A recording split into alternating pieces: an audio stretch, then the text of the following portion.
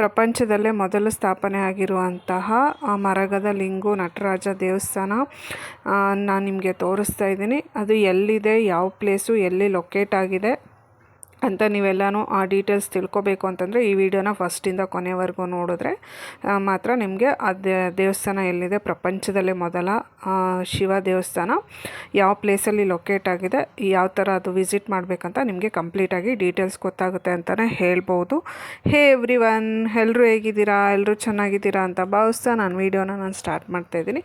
ಹಾಗೆ ಕೂಡ ನಾನು ತುಂಬಾ ಚೆನ್ನಾಗಿದ್ದೀನಿ ಅಂತಲೇ ಹೇಳ್ಬೋದು. ನೀವೇನಾದರೂ ಫಸ್ಟ್ ಟೈಮ್ ನನ್ನ ಚಾನಲ್ ನೋಡ್ತಾಯಿದ್ರೆ ದಯವಿಟ್ಟು ಸಬ್ಸ್ಕ್ರೈಬ್ ಮಾಡಿ, ಲೈಕ್ ಮಾಡಿ, ಹಾಗೆ ಕಮೆಂಟ್ ಮಾಡೋದನ್ನು ದಯವಿಟ್ಟು ಮರೆಯೋಕ್ಕೆ ಹೋಗ್ಬಿಡಿ ಅಂತ ನಾನು ನಿಮ್ಮ ಹತ್ರ ಕೇಳ್ಕೊಳ್ತಾ ಇದ್ದೀನಿ. ಯಾಕಂತಂದರೆ ನೀವು ಕೊಡುವಂತಹ ಒಂದು ಲೈಕ್ ಕಮೆಂಟ್ಸ್ ಇದ್ದರೆ ನಾನು ಇದೇ ಥರ ಅತಿ ಹೆಚ್ಚು ಇನ್ಫಾರ್ಮೇಟಿವ್ ವೀಡಿಯೋಸ್ನ ಮಾಡೋದಕ್ಕೆ ಎನ್ಕರೇಜ್ಮೆಂಟ್ ಅಂತಲೇ ಹೇಳ್ಬೋದು. ನನ್ನ ಹೆಸರು ಮಮತಾ ಅಂತ, ಮಮತಾ ಬ್ಲಾಗ್ಸ್ ಅಂತ ಯೂಟ್ಯೂಬ್ ಚಾನಲ್ನ ನಾನು ಸ್ಟಾರ್ಟ್ ಮಾಡಿದ್ದೀನಿ. ಸೊ ನಾನಿವತ್ತು ನಿಮ್ಮ ಜೊತೆ ಶೇರ್ ಮಾಡ್ಕೋಬೇಕು ಅಂತ ಇರುವಂತಹ ವಿಷಯ ಏನಪ್ಪ ಅಂತಂದರೆ, ಸೊ ನಾನು ಆಲ್ಮೋಸ್ಟ್ ನೀವು ನನ್ನ ಹಳೆ ವೀಡಿಯೋಸ್ ಎಲ್ಲ ನೋಡಿದ್ರೆ ಗೊತ್ತಿರುತ್ತೆ. ನಾನು ಸ್ವಲ್ಪ ಟೆಂಪಲ್ ವಿಸಿಟು ಟ್ರಾವೆಲ್ ಎಲ್ಲ ಮಾಡಿದೆ, ಟೆಂಪಲ್ ಟ್ರಾವೆಲ್ಸ್ ಎಲ್ಲ ಮಾಡಿದೆ. ಸೊ ಅದರದ್ದು ಇದು ನೆಕ್ಸ್ಟು ಬ್ಲಾಗ್ ಆಗಿರುತ್ತೆ. ಯಾಕಂತಂದರೆ ನಾನು ತುಂಬ ವೀಡಿಯೋಸ್ ಮಾಡ್ಕೊಂಬಂದಿದ್ದೆ, 1 by 1 ಎಡಿಟ್ ಮಾಡಿ ಅಪ್ಲೋಡ್ ಮಾಡೋಕ್ಕೆ ಸ್ವಲ್ಪ ಟೈಮ್ ಆಗ್ತಿದೆ. ಸೊ ಹಾಗಾಗಿ ಈ ವಿಡಿಯೋನ ಸ್ವಲ್ಪ ಲೇಟಾಗಿ ಅಪ್ಲೋಡ್ ಮಾಡ್ತಾಯಿದ್ದೀನಿ ಅಂತಲೇ ಹೇಳ್ಬೋದು. ಈ ದೇವಸ್ಥಾನ ಬಂದು ತುಂಬಾ ವಿಶೇಷತೆ ಇದೆ ಅಂತಲೇ ಹೇಳ್ಬೋದು. ಈ ದೇವಸ್ಥಾನ ಯಾಕಂತಂದರೆ ಇದು ಪ್ರಪಂಚದಲ್ಲೇ ಮೊದಲ ಶಿವ ದೇವಸ್ಥಾನ, ನಟರಾಜ ಮತ್ತು ಮರಗದ ಲಿಂಗು ಅಂತ ಕರೀತಾರೆ. ಸೊ ಪ್ರಪಂಚದಲ್ಲೇ ಫಸ್ಟು ಶಿವ ದೇವಸ್ಥಾನ ಸ್ಟಾರ್ಟ್ ಆಗಿದ್ದು ಇಲ್ಲಿ ಅಂತ ಹೇಳ್ತಾರೆ. ಆಮೇಲೆ ಇಲ್ಲಿಂದ ನೆಕ್ಸ್ಟು ಬೇರೆ ಕಡೆ ಎಲ್ಲನೂ ಡಿಸ್ಟ್ರಿಬ್ಯೂಟ್ ಆಯಿತು ಅಂತ ಈ ದೇವಸ್ಥಾನದ ಇತಿಹಾಸನೇ ಇದೆ ಅಂತಲೇ ಹೇಳ್ಬೋದು. ಈ ದೇವಸ್ಥಾನ ಲೊಕೇಟ್ ಆಗಿರೋದೆಲ್ಲಪ್ಪ ಅಂತಂದರೆ ತಮಿಳುನಾಡಲ್ಲಿ ಅಂದರೆ ರಾಮೇಶ್ವರಮಿಂದ ಇದು ನಿಯರ್ ಆಗಿರುತ್ತೆ. ಸೊ ಈ ಪ್ಲೇಸಿನ ಹೆಸರು ಏನಪ್ಪ ಅಂತಂದರೆ ಉತ್ತರ ಕೋಸಮಂಗೈ ಅಂತ. ನೀವು ಗೂಗಲಲ್ಲಿ ಸರ್ಚ್ ಮಾಡಿದ್ರೆ ಕಂಪ್ಲೀಟ್ ಡೀಟೇಲ್ಸ್ ಸಿಗುತ್ತೆ ಅಂತಲೇ ಹೇಳ್ಬೋದು. ಇದು ರಾಮೇಶ್ವರಮಿಂದ ತುಂಬಾ ಹತ್ತಿರದಲ್ಲಿದೆ ಅಂತಲೇ ಹೇಳ್ಬೋದು. ಆದರೆ ಇದು ದೇವಸ್ಥಾನಕ್ಕೆ ಟೈಮಿಂಗ್ಸ್ ಇದೆ. ನೀವು ಯಾವಾಗಂದರೆ ಆವಾಗಲೇ ಹೋಗಿ ನಾವು ದೇವ್ರ ದರ್ಶನ ಮಾಡ್ಕೊಂಬರ್ತೀವಂದರೆ ಆಗಲ್ಲ. ಬೆಳಗ್ಗೆ 12 ಗಂಟೆವರೆಗೂ ಇರುತ್ತೆ, 11 ಇಲ್ಲ 12 ಗಂಟೆವರೆಗೂ ಇರುತ್ತೆ. ಅದು ಬಿಟ್ಟರೆ ಸಂಜೆ 4 ಗಂಟೆ ನಂತರನೇ ದೇವಸ್ಥಾನ ಓಪನ್ ಆಗೋದು. ಸೊ ನೀವು ಆ ಮಿಡಲ್ ಟೈಮಲ್ಲಿ ಏನಾದರೂ ಹೋದರೆ ಹೊರಗಡೆ ಎಲ್ಲ ರೆಸ್ಟ್ ಮಾಡೋದಕ್ಕೆ ಪ್ಲೇಸ್ ಇರುತ್ತೆ. ಸೊ ಅಲ್ಲಿ ರೆಸ್ಟ್ ಮಾಡಿ ಆನಂತರ 4 ಗಂಟೆಗೆ ದೇವಸ್ಥಾನ ಓಪನ್ ಆಗುತ್ತೆ. ಆಮೇಲೆ ದೇವ್ರ ದರ್ಶನ ಎಲ್ಲ ಮಾಡಿಕೊಂಡು ಬರ್ಬೋದು. ಬಟ್ ತುಂಬಾ ಕ್ರೌಡ್ ಇರುತ್ತೆ ಅಂತಲೇ ಹೇಳ್ಬೋದು. ನಾವು ಹೋದಾಗ ಏನು ಯಾವುದೇ ಸ್ಪೆಷಲ್ ಒಕೇಶನ್ಸ್ ಆ ಥರ ಏನೂ ಇರಲಿಲ್ಲ. ಬಟ್ ಆದ್ರೂ ತುಂಬಾ ಕ್ರೌಡ್ ಇತ್ತು. ನಾವು ಸ್ವಲ್ಪ ಬೇಗನೆ ಹೋಗಿದ್ವಿ, ಅರೌಂಡ್ 3 o'clock ಆ ಥರ ಹೋಗಿದ್ವಿ. 1 hour ರೆಸ್ಟ್ ಮಾಡಿಬಿಟ್ಟು ಆನಂತರ ಹಾಗೆ 4 ಗಂಟೆಗೆ ದೇವ್ರ ದರ್ಶನಕ್ಕೆ ಅಂತ ಹೋದ್ವಿ. ಸೊ 4 ಗಂಟೆಯಲ್ಲೂ ಕೂಡ ತುಂಬಾ ಜನ ಇದ್ದರು, ತುಂಬಾ ಕ್ಯೂ ಇತ್ತು ಅಂತಲೇ ಹೇಳ್ಬೋದು. ಸೊ ಇದು ತುಂಬಾ ವಿಶೇಷವಾಗಿರುವಂತಹ ದೇವಸ್ಥಾನ ಅಂತಲೇ ಹೇಳ್ಬೋದು. ಯಾಕಂತಂದರೆ ಪ್ರಪಂಚದಲ್ಲೇ ಮೊದಲ ನಟರಾಜ ದೇವಸ್ಥಾನ, ಶಿವ ಟೆಂಪಲ್ಲು ಅಂತಂದರೆ ಅದು ತುಂಬಾ ವಿಶೇಷತೆ. ಇಲ್ಲಿ ಬಿಟ್ಟರೆ ಇದು ಚಿದಂಬರಮಲ್ಲಿ ನಟರಾಜ ಟೆಂಪಲ್ ಇದೆ. ಸೊ ಅದಕ್ಕಿಂತ ಮೊದಲು ಇಲ್ಲೇ ನಟರಾಜ ಟೆಂಪಲ್ ಸ್ಟಾರ್ಟ್ ಆಗಿದ್ದು ಅಂತಲೇ ಹೇಳ್ಬೋದು. ಸೊ ತಮಿಳ್ನಾಡಲ್ಲಿ ನೀವು ಯಾವುದೇ ಪ್ಲೇಸಿಗೆ ಹೋದ್ರೂ ಇದೇ ಥರ ದೇವಸ್ಥಾನ ಇರುತ್ತೆ. ತುಂಬ ದೊಡ್ಡ ದೇವಸ್ಥಾನ ಇರುತ್ತೆ. ಎಲ್ಲ ದೇವಸ್ಥಾನಕ್ಕೂ ಒಂದೊಂದು ವಿಶೇಷತೆ ಇದ್ದೇ ಇರುತ್ತೆ ಅಂತಲೇ ಹೇಳ್ಬೋದು. ಸೊ ಇಲ್ಲಿಗೆ ನಿಮಗೆ ರಾಮೇಶ್ವರಮಿಂದ ಡೈರೆಕ್ಟ್ ಬಸ್ ಇರಲ್ಲ. ಸೊ ಬೇರೆ ಕಡೆ ಹೋಗ್ಬಿಟ್ಟು ಅಂದರೆ ರಾಮೇಶ್ವರಮಿಂದ ರಾಮನಾಡು ಅಂತ ಬರುತ್ತೆ. ಸೊ ಅಲ್ಲಿಗೆ ಬಂದು ಅಲ್ಲಿಂದ ಈ ಕಡೆ ಒಂದು ರಾಮನಾಡಿಂದ 15 kilometers ಆಗುತ್ತೆ. ನೀವು ಬೇರೆ ಬಸ್ ಇರುತ್ತೆ, ಇಲ್ಲಾಂದರೆ ಟ್ರಾವೆಲ್ಸು ಆ ಥರ ಇರುತ್ತೆ. ಸೊ ಅದನ್ನು ತೊಗೊಂಡೇ ಹೋಗಬೇಕು. ನಾವು ನಾರ್ಮಲಿ ಬಸ್ಸಲ್ಲೇ ಹೋಗಿದ್ದು.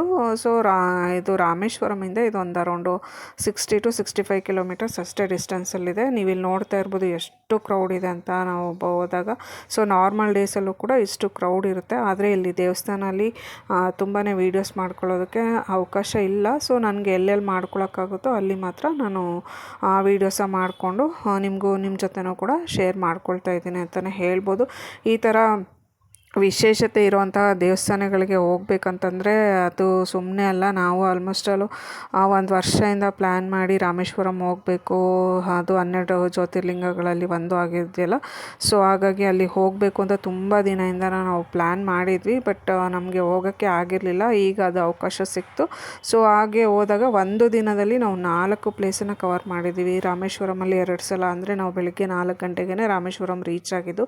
ಸೊ ಅದಾದಮೇಲೆ ಸ್ಫಟಿಕಲಿಂಗು ನೋಡಿಕೊಂಡು 21 ತೀರ್ಥ ಸ್ನಾನ ಮಾಡಿ ಅದಾದಮೇಲೆ ಮತ್ತೆ ಒಂದು ಸಲ ಹೋಗಿ ದೇವರ ದರ್ಶನ ಮಾಡಿಕೊಂಡು ಅಲ್ಲಿಂದ ಪ್ರಸಾದ ತೊಗೊಂಡು ಅಲ್ಲಿಂದ ಧನುಷ್ಕೋಡಿ ಹೋಗಿ ಆಮೇಲೆ ದೇವಿ ಪಟ್ಟಣಂ ಹೋಗಿ ಇದು ಇವತ್ತು ಒಂದು ದಿನದಲ್ಲಿ 4ನೇ ಪ್ಲೇಸ್ ಅಂದರೆ ಇದು ಉತ್ತರ ಕೋಸಮಂಗ ಇವತ್ತಿಗೆ 4ನೇ ಪ್ಲೇಸ್ ಇಲ್ಲಿ ನಾವು ವಿಸಿಟ್ ಮಾಡಿದ್ವಿ.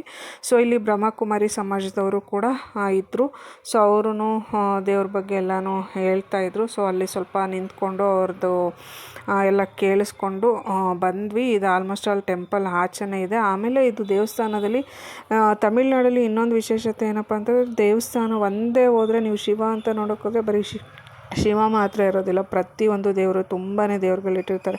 ಗಣೇಶ ಇರ್ಬೋದು, ಸುಬ್ರಹ್ಮಣ್ಯ ಇರ್ಬೋದು, ಪಾರ್ವತಿ ಇರ್ಬೋದು, ಆಮೇಲೆ ತುಂಬಾ ಎಲ್ಲ ದೇವ್ರುಗಳನ್ನು ಇಟ್ಟಿರ್ತಾರೆ. ಸರಸ್ವತಿ ಆಗ್ಬೋದು, ಆಮೇಲೆ ಬ್ರಹ್ಮ ವಿಷ್ಣು ಮಹೇಶ್ವರ ಆ ಥರ ಎಲ್ಲನೂ ಪಕ್ಕದಲ್ಲೇ ತುಂಬಾ ದೇವರು ಇಟ್ಟಿರ್ತಾರೆ. ನೀವೊಂದು ಈ ಥರ ಒಂದು ಫೇಮಸ್ ಆಗಿರುವಂತಹ ಒಂದು ದೇವಸ್ಥಾನಕ್ಕೆ ಹೋದರೆ, ನೀವು ಒಂದು ದೇವ್ರನ್ನ ನೋಡೋಕ್ಕೆ ಅಂತ ಹೋದರೆ ಕಮ್ಮಿ ಅಂದರೂ ನೀವು 10-12 ದೇವರ ದರ್ಶನಗಳನ್ನು ನೀವಲ್ಲಿ ಮಾಡಿಕೊಂಡೇ ಬರ್ತೀರಾ ಅಂತಲೇ ಹೇಳ್ಬೋದು. ಯಾಕಂದರೆ ಅಲ್ಲಿ ಪಕ್ಕದಲ್ಲೇ ಅದು ಕಾಂಪೌಂಡಲ್ಲೇ ಕಾಂಪೌಂಡಲ್ಲೇ ತುಂಬಾ ದೇವ್ರುಗಳನ್ನು ಇಟ್ಟಿರ್ತಾರೆ ಅಂತಲೇ ಹೇಳ್ಬೋದು. ನೀವಿಲ್ಲಿ ನೋಡ್ತಾ ಇದ್ದೀರಾ, ಆ ಕ್ಯಾಮ್ರಾ ಮೊಬೈಲ್ಸ್ ಎಲ್ಲ ಅಲೋಡ್ ಇಲ್ಲ, ಫೋಟೋಸು ಆ ಥರ ಎಲ್ಲ ಇತ್ತು. ಬಟ್ ನನಗೆ ಎಷ್ಟು ಮಾಡ್ಕೊಳಕ್ಕಾಗುತ್ತೋ ಅಷ್ಟು ಮಾಡಿಕೊಂಡೆ. ಇದೆಲ್ಲ ಫುಲ್ಲು ದೇವ್ರ ದರ್ಶನ ಎಲ್ಲ ಮಾಡ್ಕೊಂಡು ಆಚೆ ಬರಬೇಕಾದ್ರೆ ಇಲ್ಲಿ ಒಂದು ಕೊಳ ಇತ್ತು.